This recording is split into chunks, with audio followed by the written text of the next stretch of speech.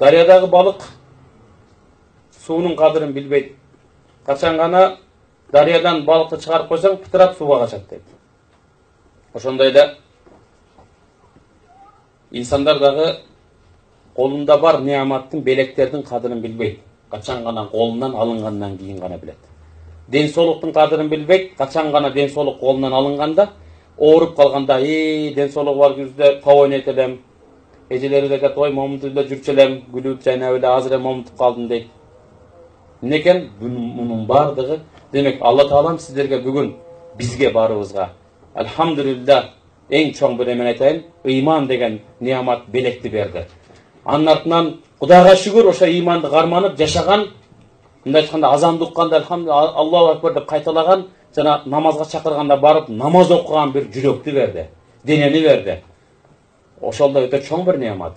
Кадырына жетишибиз керек. Андан ылдый түшөлү мындай келе берели бир мекенди берди. 30 миллиондо 40 миллиондогон элдер бар, бүгүн мекени жок. Качып жүрөт, көрүнгөн жерлерде элге барып, тияка барып бир тыгылат, бул жака барып барат, мекен болбойт, жок аларга. Тили жок өздөрүнүн, каада салты кетип атат, дини кетип атат алардын, байкуштардын. Күйөөсүн кейде чындыгында, мекен берген жок аларга. Бизде бир мекен бар, тил бар, Кудайга шүгүр. Улут кылып жаратты, уруу кылып жаратты, уруу болуп мактанып атабыз бүгүнкү күндө. Аймак болуп мактанып атабыз бүгүнкү күндө. Бардыгы бар. Ошон үчүн мунун кадырын билишибиз керек. Динибизди үйрөнгөнгө эркин бир мүмкүнчүлүктөр бар бүгүн. Чындыгында эч ким бизди кубалаган жок. Момундай нерсе азыр башка бир мамлекетте болсун да, биздин жаныбызда мамлекетте. Болбойт. Болбойт эле, азыр мени келип алып кетмек. Сиздерди бирден сурамак бирөө чыгып. Андай нерсе жок, Кудайга шүгүр.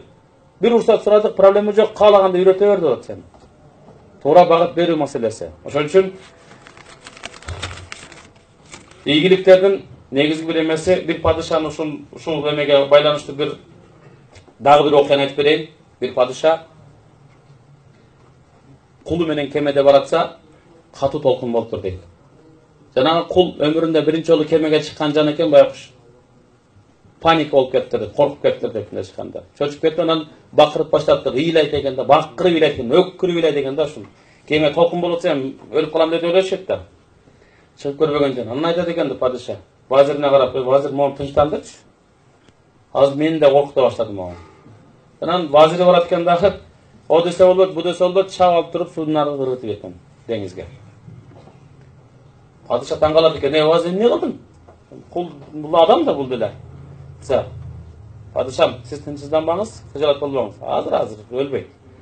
Анан кайра алып чыгып туруп, суудан алып чыгат экен да, кемеге кайра салып коет экен. Салса бул жолу жанагы кулдан үн жок дейт. Бүжүрөйүп бизге барып эле карманып отуруп кал дейт, момунт эле. Эмне болду? Демек, кемедеги жанагы аманчылыктын кадырын кеме толкунданып атса деле ал билген жок дейт. Качан гана сууга түшкөндөн кийин өлүп калам деп ошо кийин чыккандан кийин кеменин кадырын билди дейт.